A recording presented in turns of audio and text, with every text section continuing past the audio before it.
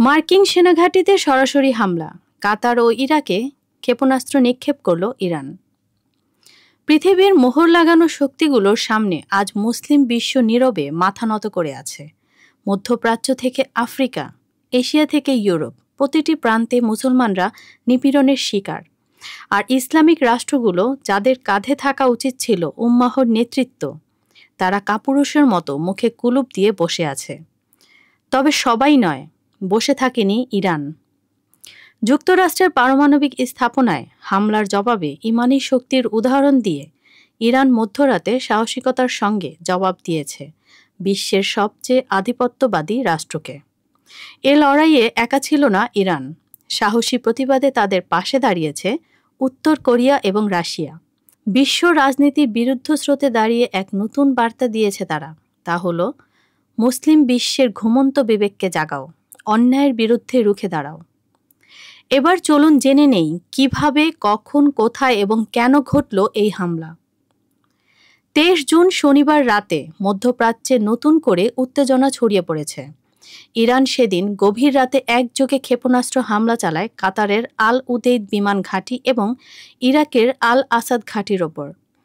ইরানের ইসলামী বিপ্লবী গার্ড বাহিনী জানায় এই হামলা ছিল তাদের অ্যানাউন্সিয়েশন অফ ভিক্টোরি নামের সামরিক প্রতিক্রিয়া, যা যুক্তরাষ্ট্র ও ইসরায়েলের ধারাবাহিক আগ্রাসনের জবাবে পরিচালিত হয়েছে।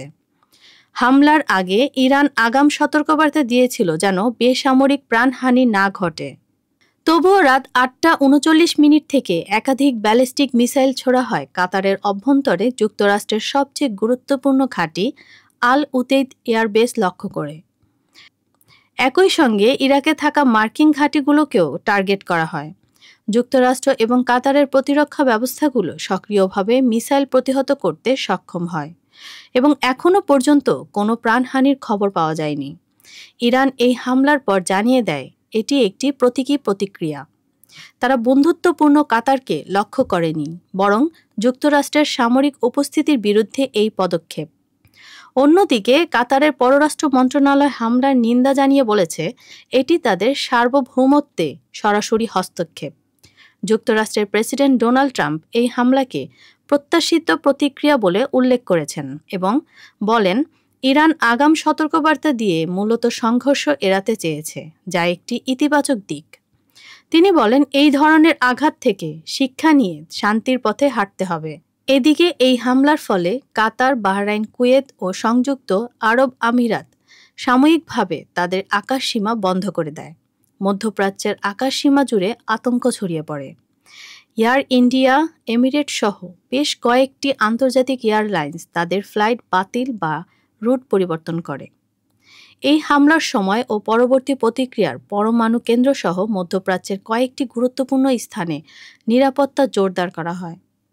জাতিসংঘ মহাসচিব এই ঘটনার পর গভীর উদ্বেগ প্রকাশ করেন এবং বলেন এই অঞ্চলে নতুন করে যুদ্ধের ঝুঁকি তৈরি হয়েছে, যা সমগ্র বিশ্ব ব্যবস্থাকে অস্থিতিশীল করে তুলতে পারে।